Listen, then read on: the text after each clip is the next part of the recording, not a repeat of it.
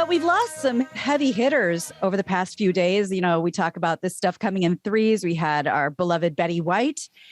And now we have Sidney Poitier, screen legend, died over the weekend in the Bahamas at the age of 94. Brian, did he make your list of they were still alive? He is a perennial all-star. You have to take him off the list now. That's right. I think there, like, you talk about the Mandela effect. I think there was, if you Google, there's like the Poitier effect where people are convinced he died, many times over in the last 10 years. He was 94. He, by all accounts, was a great guy. Heard plenty of good stories about the man. Had won his Oscar the year I was born in 1964, and had never won another Oscar. Yeah, crazy. Yeah, I think that was for Lilies of the Field. He was the first Black man to win Best Actor. Which is funny because you wouldn't call that anywhere near his most iconic role. People know I would assume he won another one in 1969 or something like that. Like he literally won one the year I was born and never won another Oscar. Yeah, and I mean, we've heard of all these: To Sir with Love, Guess Who's Coming to Dinner, The Heat of the Night, No Way Out, Blackboard Jungle, The Defiant Ones. He starred in Broadway productions. He starred in Raisin of the Sun, then did the film. So quite prolific. He leaves behind a wife and 6 kids. His parents were from the Bahamas. So he had dual citizenship and, not a bad place to retire. Now, on the other side of the spectrum of beloved mark-free past, we lost another actor, screenwriter, director, Peter Bogdanovich. Oh boy. He died at the age of 82. Some of his highlights, the 1973 film Paper Moon, which I grew up watching and loved. That's a great movie. Love it. Tatum O'Neal, youngest ever winner for an Academy Award for that movie. The Last Picture Show, Brian, you may know this. This was his second film, made 2 years later, won Oscars for Ben Johnson and Cloris Leachman, and made stars of a young Jeff Bridges and Sybil Shepherd, who let's just say he took a pretty big interest in Sybil. She's a great actress. Yeah, many Sopranos fans, of course. We all know him as psychiatrist Elliot Kupferberg. He's Dr. Melfi's doctor on the show. And of course, we've talked about this before. Bogdanovich stood accused of seducing the 13-year-old half-sister of his murdered girlfriend, Dorothy Stratton, then paying for her to have cosmetic surgery so that she looked more like her sister. It was a pretty incredible story. Dorothy Stratton is star 80. She's a beautiful blonde. I think the story goes that she's Canadian and she's got this. I mean, be careful what you wish for, skeezy boyfriends, because I think her Canadian boyfriend, took pictures of her and submitted it to Playboy when that was a big deal and Playmate of the Year was a big deal and blah, blah, blah. And next thing you know, she's coming out to Hollywood, and now she's hanging around at the Playboy Mansion, and this guy's off at, in Moose Knuckle somewhere, snowed in, and he's, of course, trying to keep things going because now she's the toast of the town, and she was spectacular. I don't know if you can remember what she looked like. Very pretty lady. But 20 years old? Yeah, I think she was 20. She became Playmate of the Year.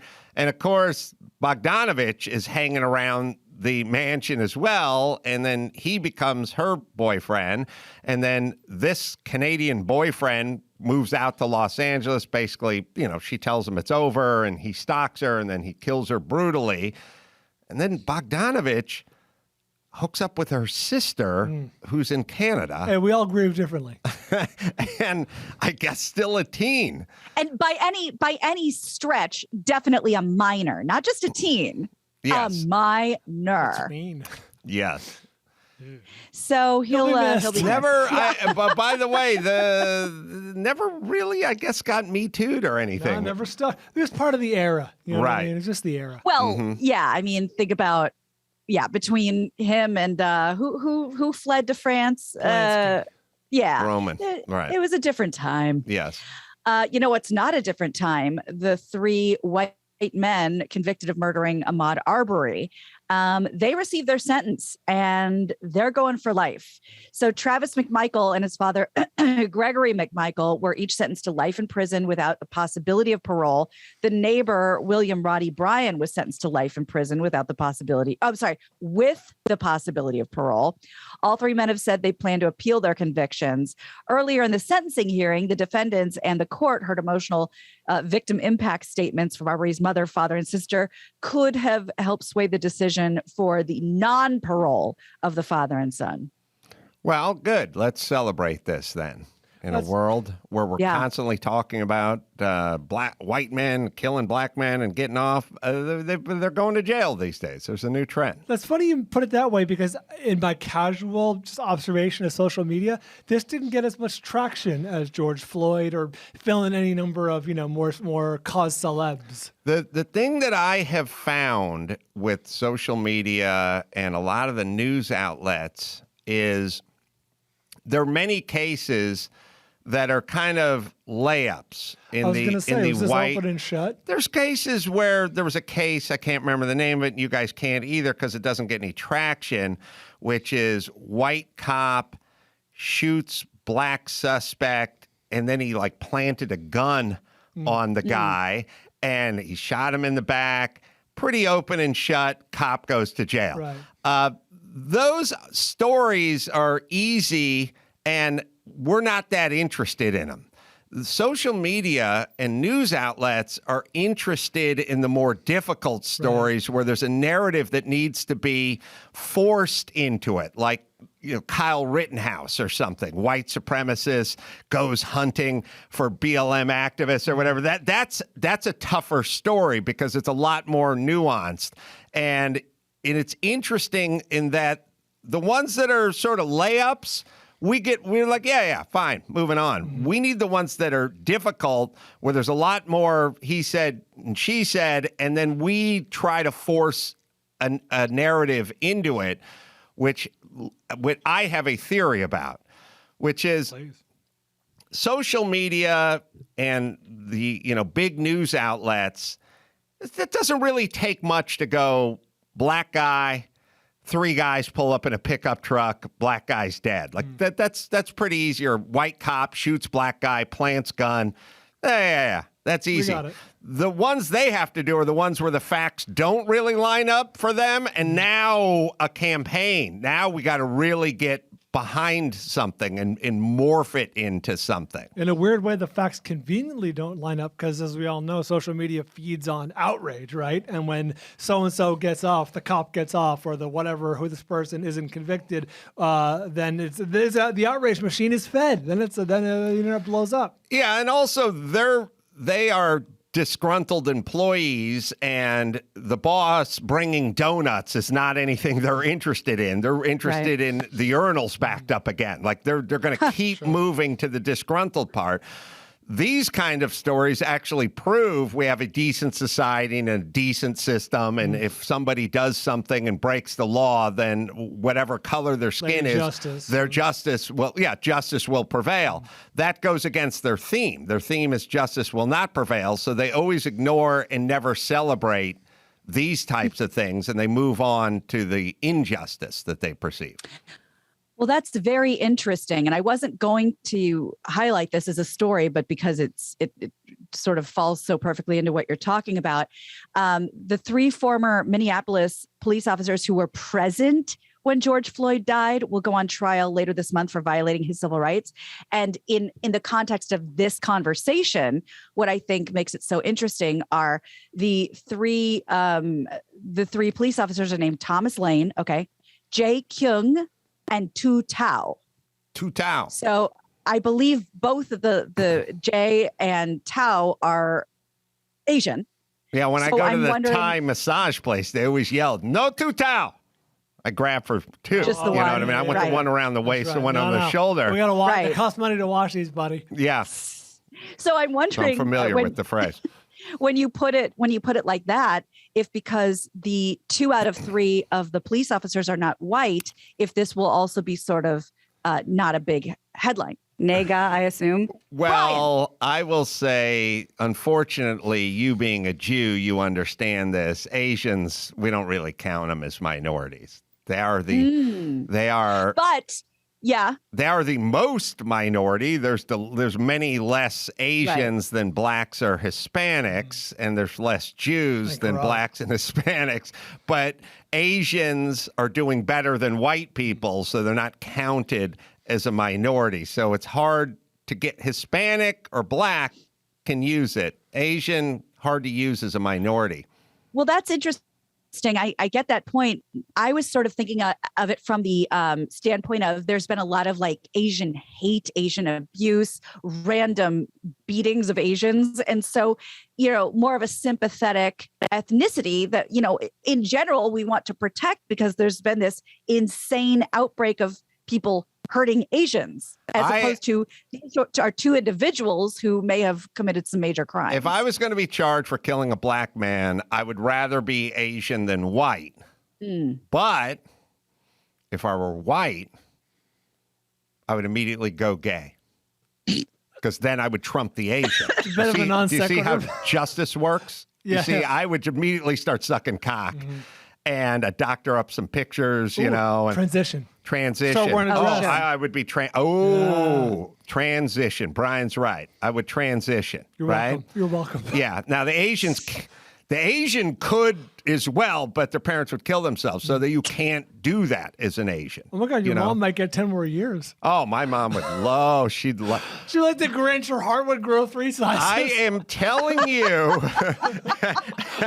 it would break that box. That's right. If I transitioned, my mom would be over the fucking moon. She'd start talking about you to her friends. Oh, and she'd be like, finally, 2 daughters to ignore. She would.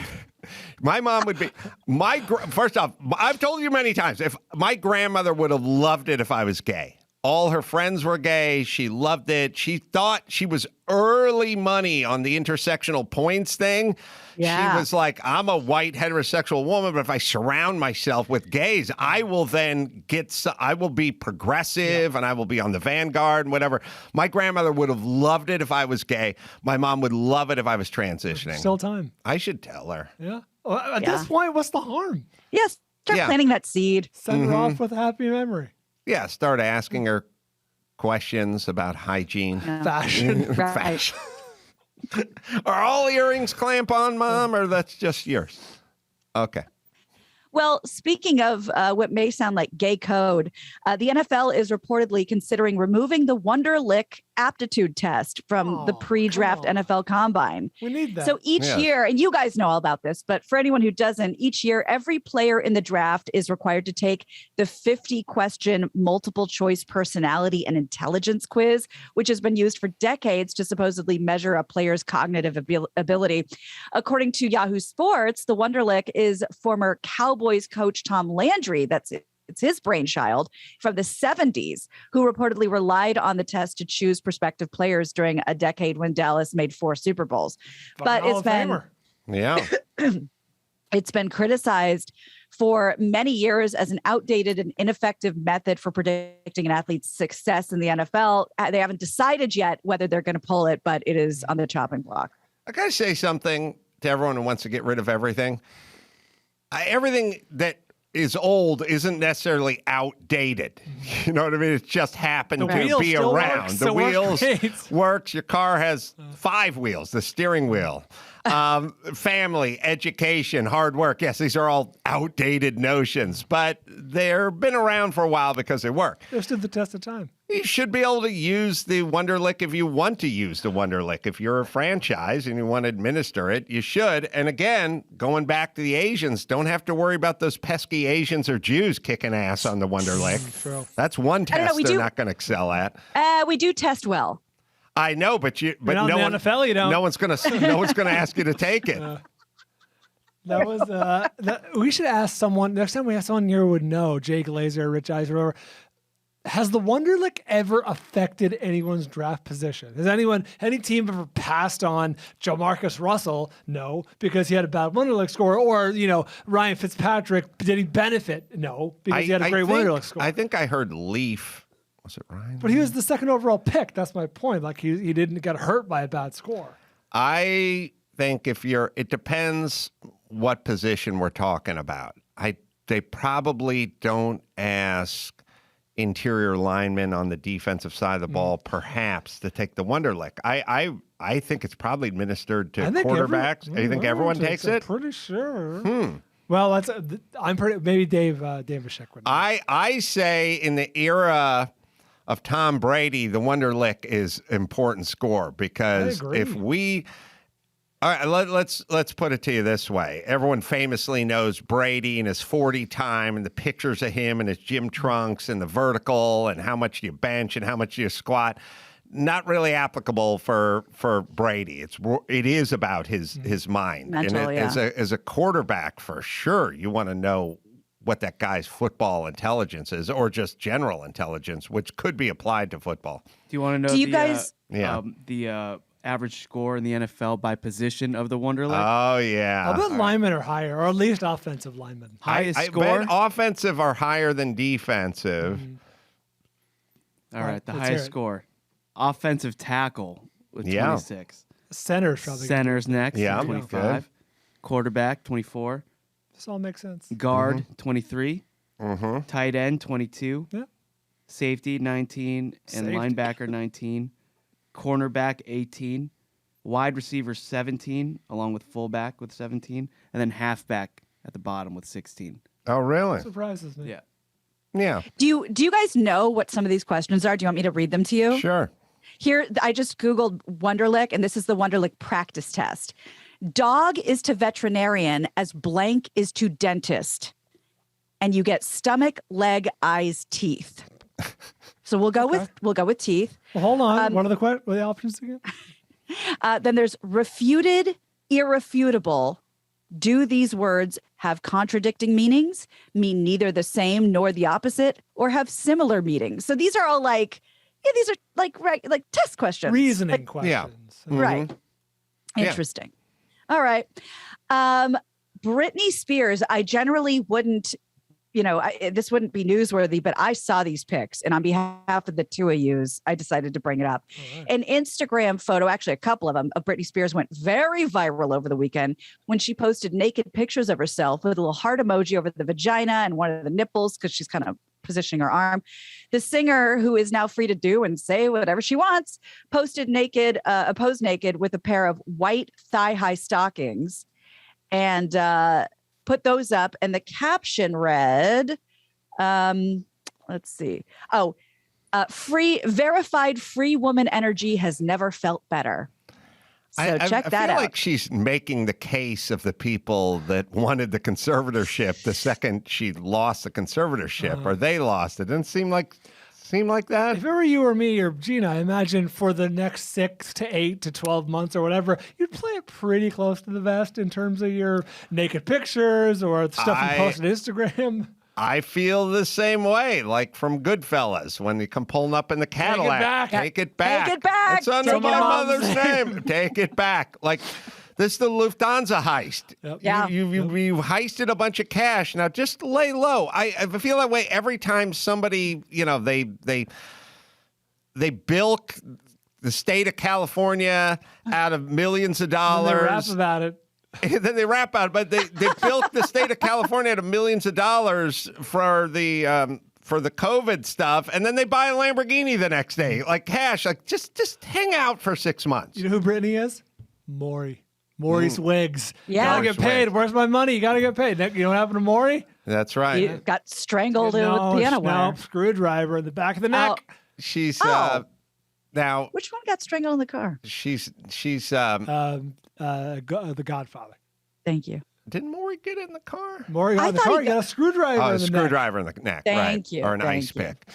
Might have been ice pick. Yeah, I think ice pick. Phillips would go in okay, but a flathead. So she first off looked like she has some tattoos down in the region. Is that The just nether me? region? Is that just me? I mean, if she had a couple of well-placed butterflies, would you be surprised? No, but I gotta get a better look. Something's down there, but she's just naked with the knee-high socks, and yeah, she's definitely got a cross and a She's a star religious woman. or something, but she's down there totally. I always kind of Chris just Yeah, highlighted the pubic region. they're both like literally pointed to, like they're going into her vagina. Yeah. Rachel It's Perry-esque. weird. Yes. Yeah. It's weird. I always kind of wonder about the, I don't know, fiance.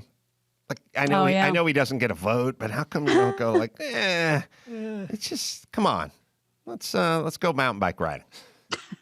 Let's walk on the beach. Also, I don't know what her thing is. I mean, it feels a little thirsty to me. Is Britney 40 yet?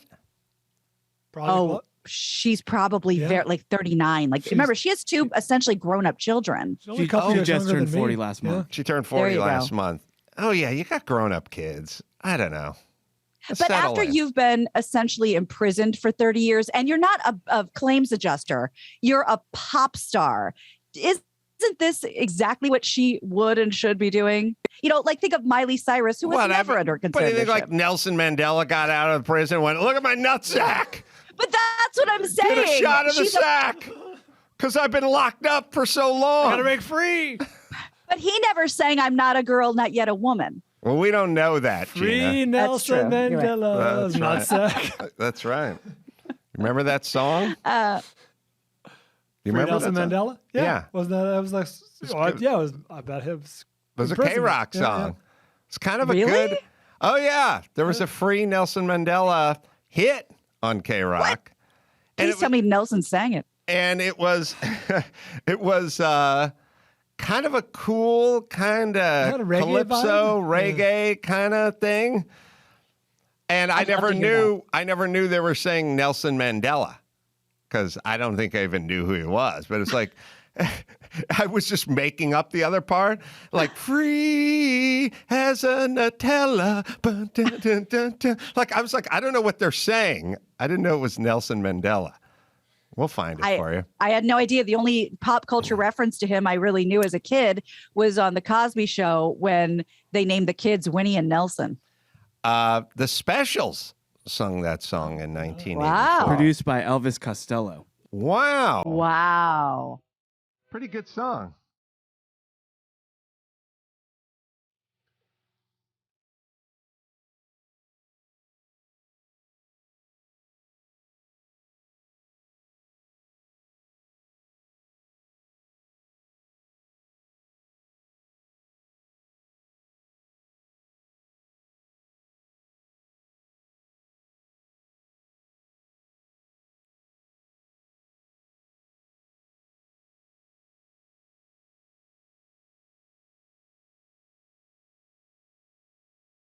Ever hear this one, Gina?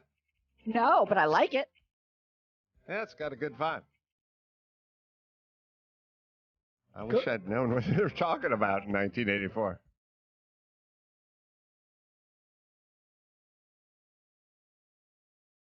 This could be my new karaoke jam. Trying to score some intersectional points, you know? Move over, hell is for children. I got another message for the audience.